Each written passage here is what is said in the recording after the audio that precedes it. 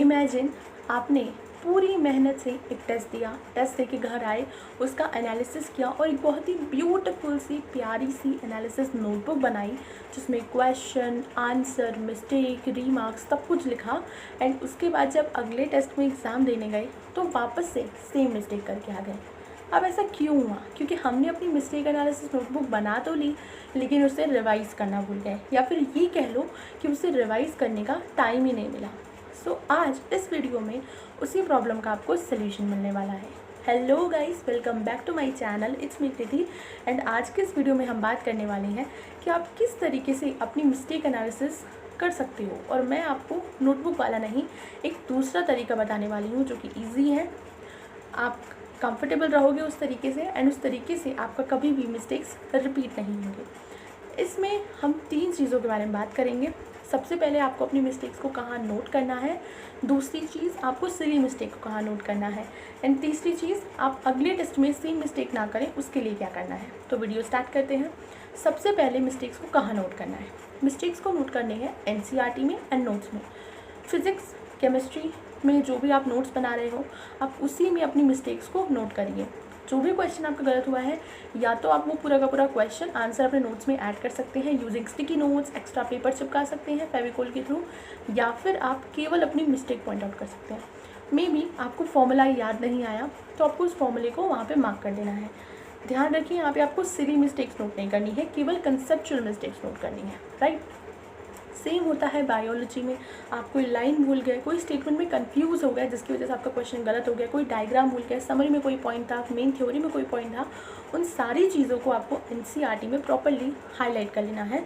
एक separate marker use करना है कि हम उसी से चीज़ों को हाईलाइट करेंगे जो भी हमारी गलत होंगी, मे बी रेड और मे बी ब्लू वन, जो भी आपको सही लगे। उसके बाद क्या करना है, जो भी आप नेक्स्ट टेस्ट में जाओ तो इन चीज़ों को एक बार देख के जाओ। अगर आपका जो सेम सिलेबस आ रहा है, जैसे कि मैं पार्ट सिलेबस की बात करूँ तो वही सेम सिलेबस आपका बार बार रिपीट नहीं हो रहा, लेकिन हाँ हो सकता है 1-2 बार रिपीट हो जाए। हो सकता है आपके कुछ बड़े टेस्ट हो, मेजर वगैरह हो, तो उसमें आपको ये सारी चीज़ें काम आ जाएंगी। तो मेन पॉइंट यहाँ पे ये है कि आपको कोई अलग से नोटबुक नहीं बनानी है। आप जिस नोटबुक को, जिस नोट्स को आप शुरू से लेके एंड तक पढ़ने वाले हो, लास्ट मंथ में पढ़ने वाले हो, उसी नोटबुक अपनी मिस्टेक्स ऐड करते रहिए। जब भी आप चैप्टर को रिवाइज करेंगे आपकी मिस्टेक्स भी साथ साथ में रिवाइज होती जाएंगी। ना आपको अलग से टाइम लगाना पड़ेगा मिस्टेक्स के लिए और ना अलग से एफर्ट लगाना पड़ेगा। प्लस चैप्टर वाइज मिस्टेक्स आपके पास रहेंगी कि जो भी चैप्टर आपका जो भी चैप्टर है उसमें आपकी जितनी भी मिस्टेक्स है वो आपकी एक ही जगह कंपाइल फॉर्मेट में रहेगी। तो हुआ नहीं सबसे ईजी कन्वीनियंट तरीका। एंड मैं तो ये तक रिकमेंड करती हूँ कि इस चीज़ को आप अपने हर पार्ट सिलेबस टेस्ट में लगाइए एंड ऑल थ्रू ईयर करिए, जिससे आप बहुत ज़्यादा मेंटली बैलेंस रहेंगे। आपको कोई भी बहुत ज़्यादा स्ट्रेस नहीं होगा कि हम अपनी मिस्टेक्स को रिवाइज़ नहीं कर पा रहे हैं। दूसरी एक बोनस टिप है, आखिरी के 1 मंथ में, यानी कि जब आपके फुल सिलेबस टेस्ट हो रहे होंगे तब आपको मिस्टेक एनालिसिस कहाँ पे करना है। क्या तब भी आप नोट्स में जाके अपनी मिस्टेक्स को ऐड करेंगे? नहीं, तब आपको एक सेपरेट नोटबुक बनानी है। ट्रस्ट मी, आखिरी के 1 मंथ एंड 2 मंथ में मिस्टेक नोटबुक बनानी है। क्यों बनानी है? बिकॉज उस टाइम पे आप अपने सारे नोट्स नहीं देख पाएंगे, तो सारी मिस्टेक्स कैसे देखेंगे? तो क्या उस टाइम पे भी हमें क्वेश्चन, आंसर, रीमार्क्स ये सब कुछ करना चाहिए? नहीं, बिल्कुल भी नहीं।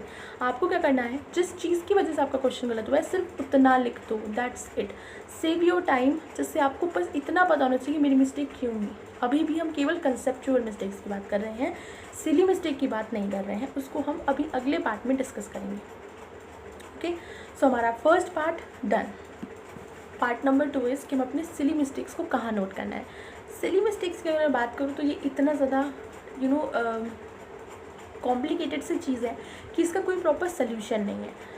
सिली मिस्टेक का कोई सोल्यूशन नहीं है। मैं सिली मिस्टेक टेस्ट में भी करती थी और मैंने सिली मिस्टेक नीट में भी करी, और मैंने कई ऐसे लोग देखे जिनका मेरे जैसा सेम पैटर्न है। कई ऐसे लोग हैं जिन्होंने सिली मिस्टेक्स को रिड्यूस भी कर लिया। सिली मिस्टेक क्यों होती है? टाइम के प्रेशर की वजह से। तो अगर आप प्रॉपरली टाइम की प्रैक्टिस करोगे, यानी कि टाइम प्रेशर में रहना सीखोगे, घर में भी जब आप क्वेश्चन प्रैक्टिस करो तो टाइम के प्रेशर में करो, तो आपकी अपने आप सिली मिस्टेक रिड्यूस होगी। सिली मिस्टेक को रिड्यूस करने का जो तरीका है वो ये तरीका नहीं है कि आप सिली मिस्टेक्स को लिखो एंड उसे नोट करो। ये चीज़ मैंने ट्राई करी बट ये उतनी इफेक्टिव नहीं है। बट स्टिल आखिरी के 1 मंथ में जब आप अपना फाइनल अपने टेस्ट दे रहे हो उस टाइम पे जो सिली मिस्टेक होती हैं, जनरली वही सिली मिस्टेक आप अपने मेन एग्ज़ाम में करके आते हो, और ये चीज़ मेरे खुद के साथ हुई है।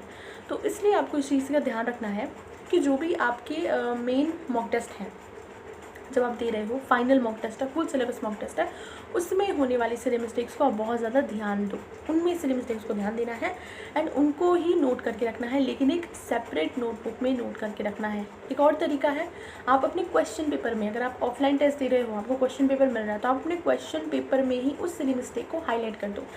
ये बहुत इफेक्टिव तरीका है, ट्रस्ट में। आपके पास क्वेश्चन पेपर था, आपने क्वेश्चन पेपर में ज़रूर वहाँ पे पेन से कुछ ना कुछ लिखा होगा, कुछ ना कुछ गलत लिखा होगा जिसकी वजह से क्वेश्चन गलत कर दिया, या फिर क्वेश्चन में कोई ऐसा वर्ड था, लाइन था जो हमने नहीं पढ़ा, गलत कर दिया। उस चीज़ को मार्कर से या फिर पेन से मार्क कर दो, मार्कर से हाईलाइट कर दो। ये चीज़ बहुत ज़्यादा इफेक्टिव है। आपकी सिली मिस्टेक आपको क्वेश्चन पेपर में ही दिख जाएगी कि हमने एक्चुअली में सिली मिस्टेक क्या थी। तो अगर आप चाहो तो एक all through year silly mistake की नोटबुक बना सकते हो और उसमें सिली मिस्टेक नोट कर सकते हो, बट कंडीशन यही है कि आपके पास टाइम होना चाहिए उस सिली नोटबुक को देखने के लिए। आप ऐसा भी कर सकते हो, एक तरीका ये भी हो सकता है कि हर संडे टू संडे हम अपनी सिली मिस्टेक्स को देखेंगे, या फिर हर टेस्ट के एक दिन पहले हम अपनी सिली मिस्टेक्स को देख के जाएंगे। ये भी एक तरीका हो सकता है, आप ट्राई कर सकते हो।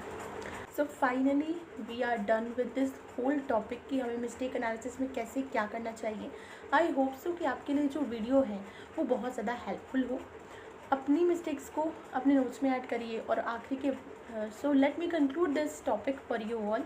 सबसे पहले तो अपनी जो भी मिस्टेक्स आपकी ऑल थ्रू ईयर हो रही हैं उसको अपने नोट्स में ऐड करिए और अपनी एनसीईआरटी में ऐड करिए। उसके बाद जो आपकी सिली मिस्टेक्स हैं उनको एक सेपरेट कॉपी में रखिए और उसे हर संडे टू संडे या फिर हर टेस्ट के एक दिन पहले उस सिली मिस्टेक की नोटबुक को देख के जाइए। दूसरी चीज़, जो भी आपकी मिस्टेक्स आखिरी के 1 मंथ में हो रही हैं उसके लिए एक सेपरेट नोटबुक ही रखिए, उसको नोट्स में मत ऐड करिए, बिकॉज आखिरी के 1 मंथ में आप पूरे नोट्स को नहीं देख पाएंगे।